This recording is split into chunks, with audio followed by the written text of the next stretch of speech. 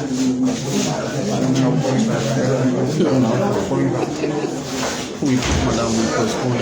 so, ladies and gentlemen of the press, we now take this time to officially welcome the Secretary General of the CPP to this podium as he addresses the nation.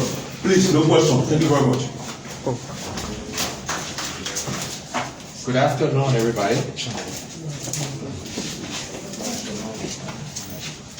My fellow Liberians,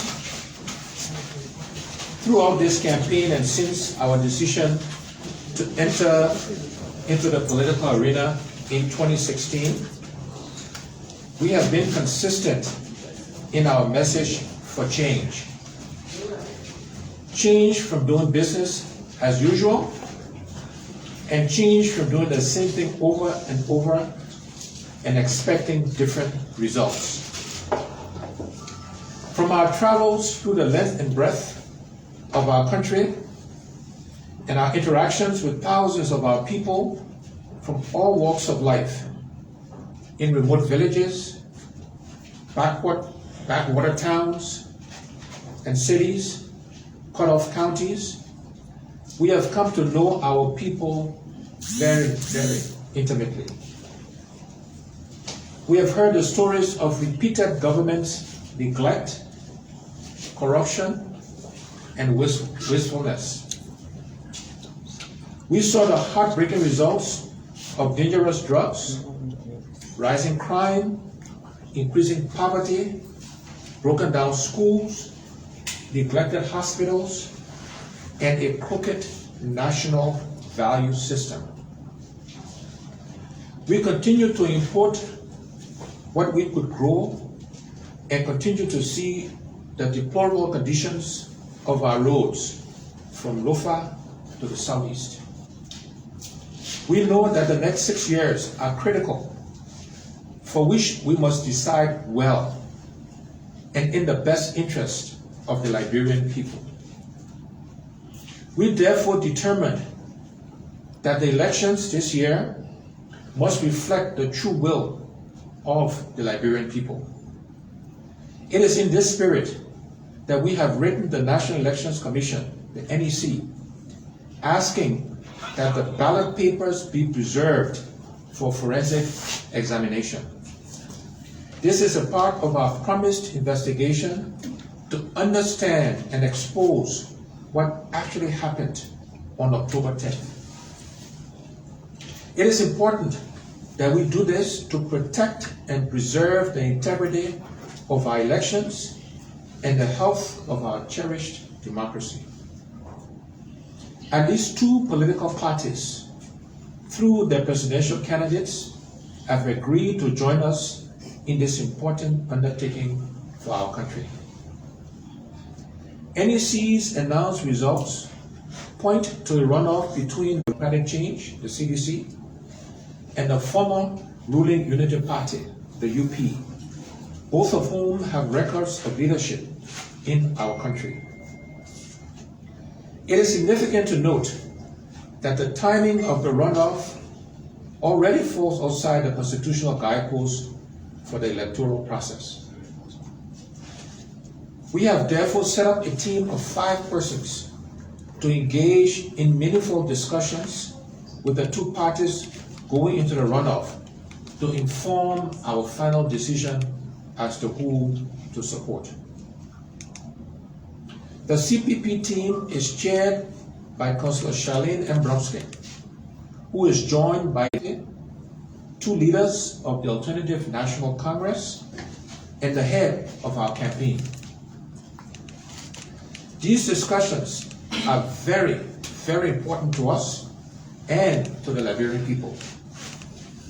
We promised the Liberian people that we would work to change the system to benefit all Liberians, to change the system to benefit all Liberians.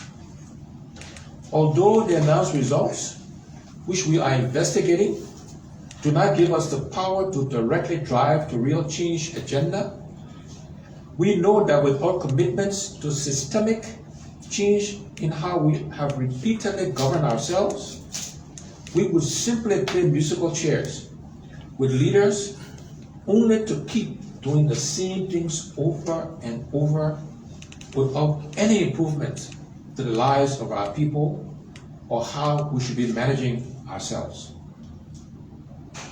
We refuse to be a partner in keeping our people poor, our nation divided, and our governing system corrupt. We refuse to be a partner in keeping our people poor, our nation divided, governing system corrupt. Therefore, we have asked our team to place the following items on the agenda for discussions with the two parties. In no particular order, they include, but may not be limited to, commitment to gender equality. We must prioritize the passage of the minimum 30% law for women participation and membership in the legislature. We must also seek the appointment of women to the cabinet with a view to achieving at least 40% inclusion of women in the cabinet. Commitment to establish a national youth service program to address improving social cohesion, empowerment, employability, and civic duties of our youth. Commitment to provide preferential loans and business development support programs to Liberian entrepreneurs, especially with focus on women and youth. Commitment to establish a war and economic crimes court. We must end the culture of impunity in our country and seriously seek to reconcile and unite our people under the rule of law. Commitment to undertake a review of the Liberian Constitution with a view towards strengthening democratic governance and the unity of Liberians under the law. Commitment to judicial reform. We must improve access and affordability to justice, seek a review of lengthy litigations merely on procedural grounds, establish a claims court, and take steps to improve and strengthen the independence of the judiciary, as well as the capacity of investigatory agencies. Commitment to decentralized public administration. We will not sustainably develop Liberia until we ensure basic service delivery to Liberians across Liberia. Monrovia is not Liberia. Commitment to continuous audits with a view toward implementing recommendations therein, as well as the strengthening of internal audit systems across ministries, agencies, and public institutions, enforcing the declaration of assets, and auditing the legislature. Commitment to simplify the tax code and rules and regulations for establishing businesses. To make it business friendly, we must make Liberia business friendly and accommodating to Liberian entrepreneurs. We make no apologies that Liberians must disproportionately benefit from their country. Commitment to end drug peddling and trafficking. Nothing is threatening Liberia's future more than the drug epidemic. Commitment to electoral reform to avoid the repeat of electoral fraud. Commitment to religious tolerance to ensure an inclusive Liberia. In summary, We want our change agenda to drive our decision.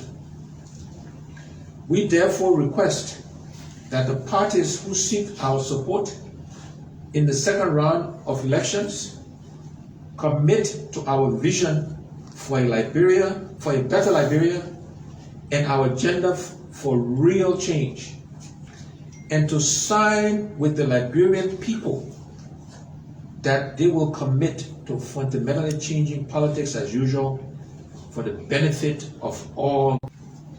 May God continue to bless our nation, and may Liberians be peaceful as they go to this runoff, and may God bless you and our country. I thank you.